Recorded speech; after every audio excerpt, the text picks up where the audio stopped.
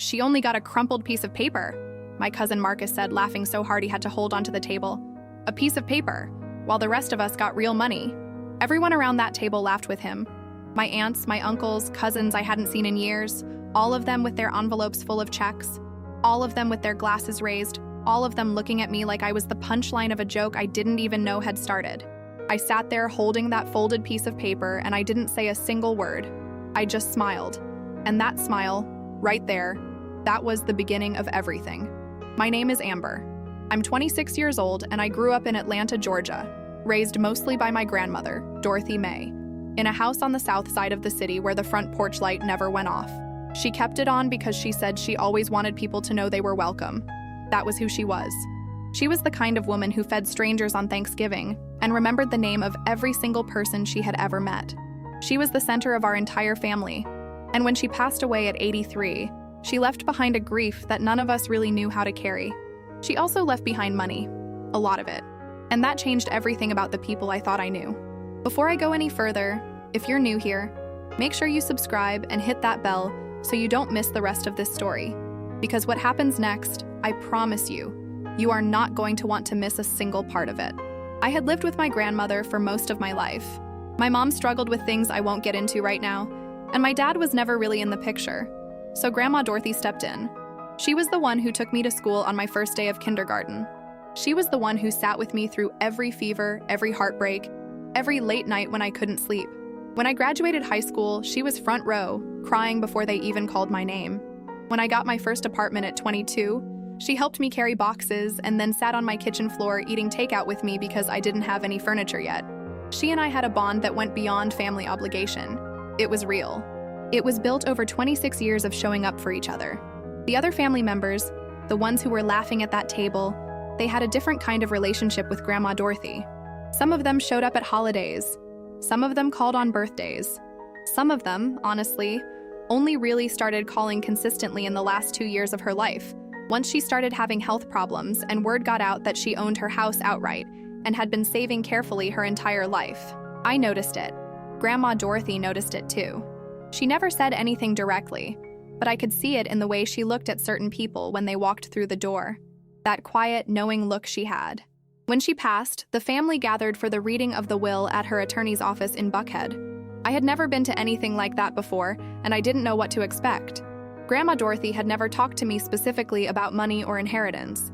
What I knew was that she had always been careful with what she had, that she owned property, that she had worked her whole life as a nurse before retiring, and that she was not a woman who wasted anything. Beyond that, I genuinely had no idea what the will would say. The attorney, a man named Gerald Watkins, sat at the head of a long table and read through the document carefully. There were cousins there I barely recognized. There were aunts and uncles who had flown in from out of state. There were people sitting in chairs along the wall because there weren't enough seats at the table. Gerald Watkins read names and amounts, and with each one, I watched faces change. Envelopes were handed out, checks inside. Some of them were large. One of my aunts got enough to pay off her house. 2 of my cousins got enough to cover years of expenses. Marcus, the one who laughed the loudest, got a check that made him go quiet for exactly 4 seconds before he started grinning like he had won a lottery. When Gerald Watkins got to my name, the room was still buzzing with conversation. People were already looking at their checks, already doing the math in their heads, already thinking about what they were going to do with the money. He said my name, and the room got a little quieter, just enough to listen. He reached into a separate folder and pulled out not an envelope but a single folded piece of paper, worn at the edges like it had been folded and unfolded many times. He handed it across the table to me. I unfolded it. There was a number written on it in my grandmother's handwriting. Just a number. Nothing else. No explanation, no note, no context. Just her handwriting, which I would have recognized anywhere, and a number that meant nothing to me in that moment. Marcus saw my face. He leaned over, looked at the paper, and then he started laughing. Not a quiet laugh. A full, open-mouthed laugh that filled the whole room. "She got a piece of paper," he said. And then everyone was looking, and then everyone was laughing, or at least smiling in that uncomfortable way people smile when they don't want to be left out of a joke. Gerald Watkins cleared his throat and said there were instructions regarding my portion of the estate that would be discussed separately. But nobody was really listening to him anymore. The damage was already done. I sat there with that piece of paper in my hands, and I felt something rise up in me. Not embarrassment, not tears, something quieter and much colder than either of those things. I folded the paper back up. I put it in my purse. I looked at no one. After the meeting, people gathered in the parking lot. Some of them came to me with that particular kind of fake sympathy that people put on when they think they're better than you, but they want to look like good people.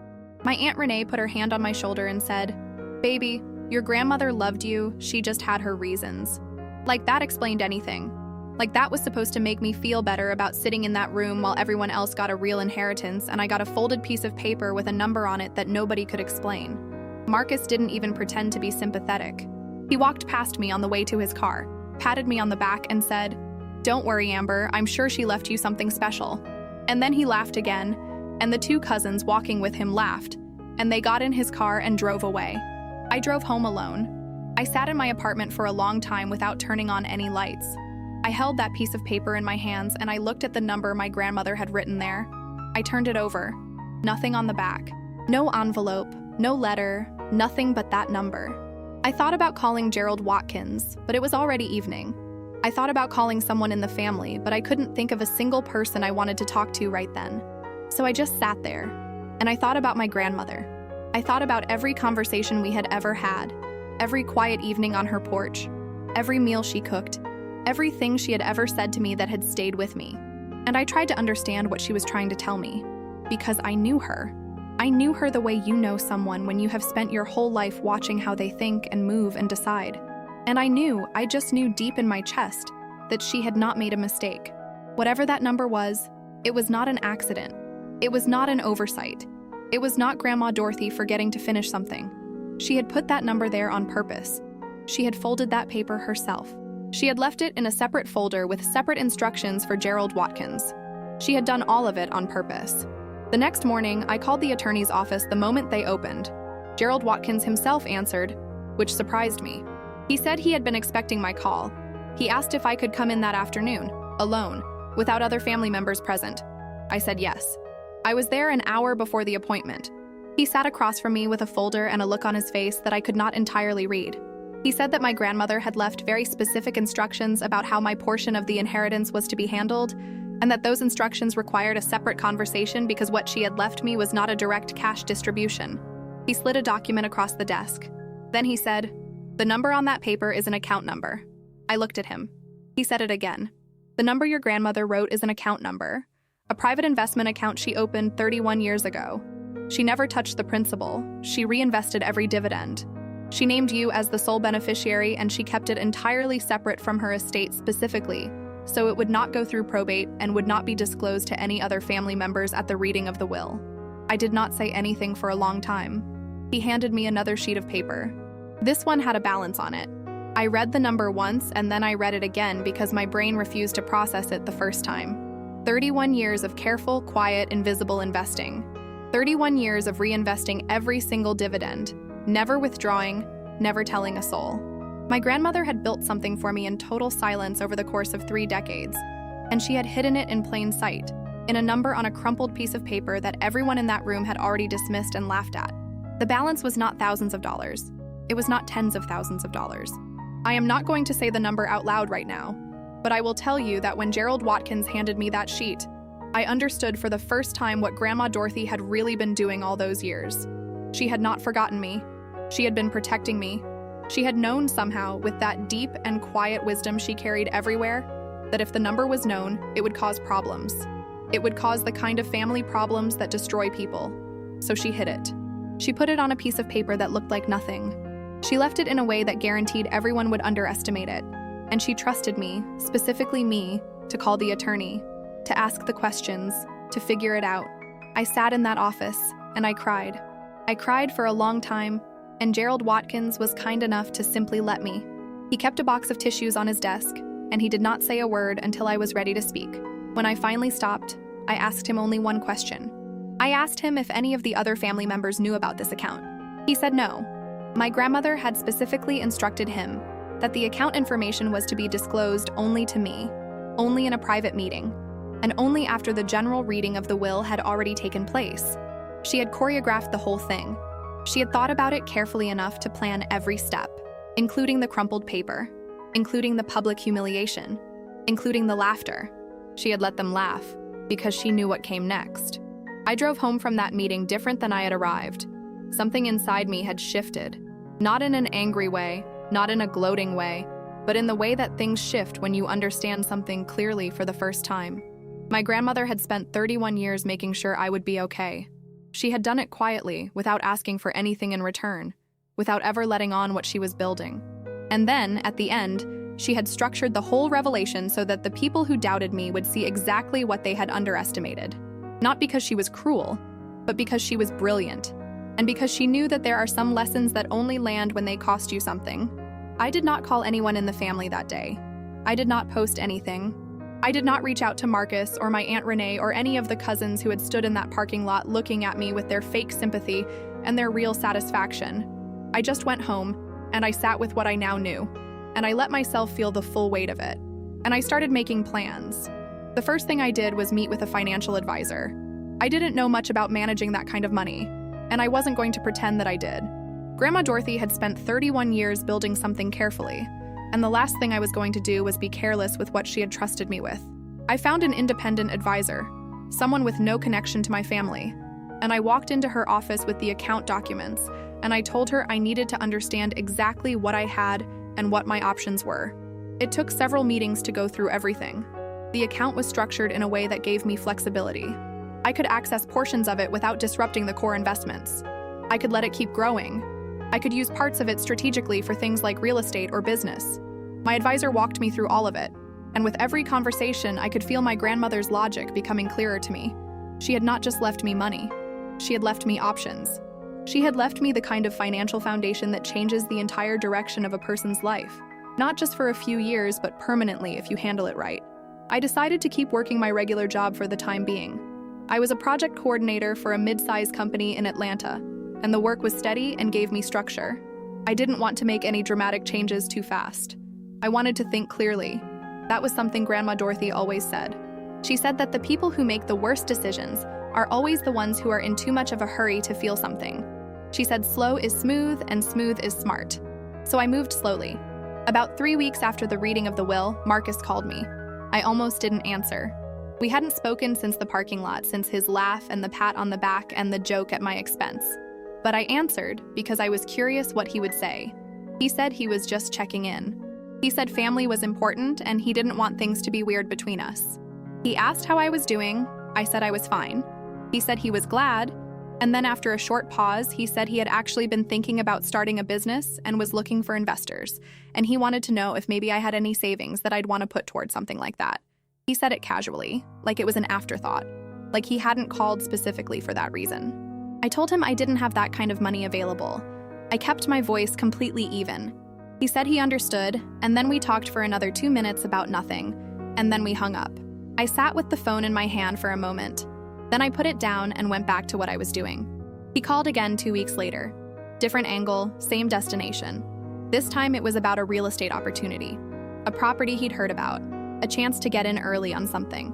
He mentioned that he had already spent a significant portion of what he'd received from the will on a car and some other things, and that the real estate deal required more capital than he currently had liquid. He said it would be a great investment for both of us. I told him I couldn't help. Same even voice. Same answer. My Aunt Renee called too, and one of the cousins who had been standing next to Marcus in that parking lot. Each of them with a different version of a request. Each of them reaching out with that same particular energy that people have when they've already gone through what they had and are looking around for more. Each of them getting the same answer. No drama, no speeches, just no.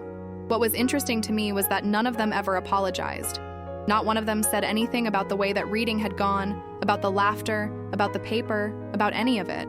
They just moved forward as if it hadn't happened. As if we were all just regular family members and they hadn't stood in a room and publicly laughed at me. I noted that. I didn't say it out loud to anyone, but I noted it carefully inside myself. The one person who did reach out differently was my cousin Diane. She was quieter than the others, always had been, and she hadn't laughed at the reading. She had sat near the back and kept her face still. She called me about a month after everything, and she didn't ask for anything. She just said she was sorry about the way things had gone at the reading, that it wasn't right, and that she hoped I was doing okay. That was all. We talked for almost an hour that day, just catching up, and it was the most normal conversation I had with any family member in the months following my grandmother's death. I started putting things in motion quietly.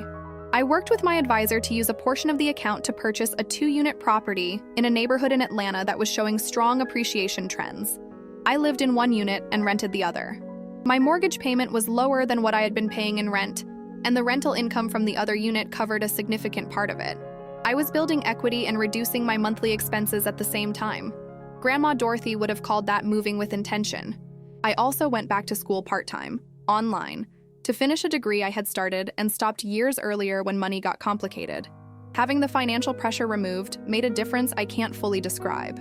I could focus on the coursework in a way I hadn't been able to before.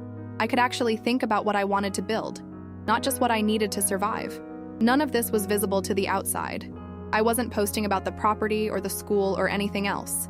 I was just living quietly and building steadily. My grandmother had done the same thing for 31 years, and I understood now why she had done it that way.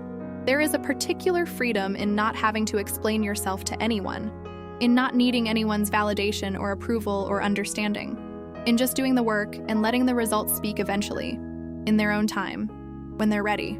The moment that everything became visible to the family happened naturally, without me planning it. It was about 8 months after the will reading. My Aunt Renee was organizing a family gathering at a restaurant, the kind of thing she liked to do when she wanted to feel like the center of the family. I debated whether to go. I decided to go because I wasn't hiding from anyone, and because Diane would be there, and because I had nothing to be ashamed of and no reason to absent myself from my own family. I drove to the restaurant in a car I had purchased a few months earlier, sensible and clean and paid for in full. I wore something simple. I sat down and I said hello to everyone, and I was normal and warm in the way I had always been. Marcus was there. He looked a little different than he had at the reading, a little more tired maybe, a little less like a man who had just won something. His big new car was already having problems. He mentioned it to someone across the table without realizing I could hear. The real estate deal had not come together. Some of the money had gone to other things. At some point during dinner, one of the aunts asked me how I was doing, in that general way people do at family dinners. I said I was doing well. She asked if I was still at the same job. I said yes for now, and that I was also finishing my degree and had recently bought a property. The table got a little quieter. Not dramatically, but noticeably. My aunt asked where the property was. I told her the neighborhood. Another aunt knew the area and raised her eyebrows slightly because that neighborhood had a reputation for strong value. Marcus looked at me from across the table. I looked back at him. Neither of us said anything about the paper or the laughter or any of it. We didn't need to. He understood something in that moment. I could see it move across his face, and I let him understand it without helping him or hurting him. I just let it land. Diane caught me near the door on the way out. She squeezed my hand and said, "She knew exactly what she was doing, didn't she?" It wasn't really a question. I smiled and said yes. She nodded like she had already known the answer before she asked. I drove home that night and I sat on the porch of my property, the one my grandmother never got to see but would have understood immediately. And I thought about her. I thought about 31 years of patience.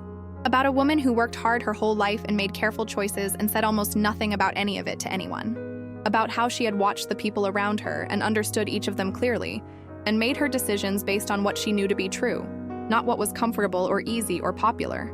She had seen something in me that she trusted, and she had built something to match it.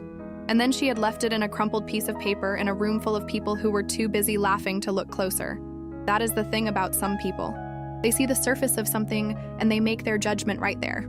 They see the paper and they don't wonder about the number.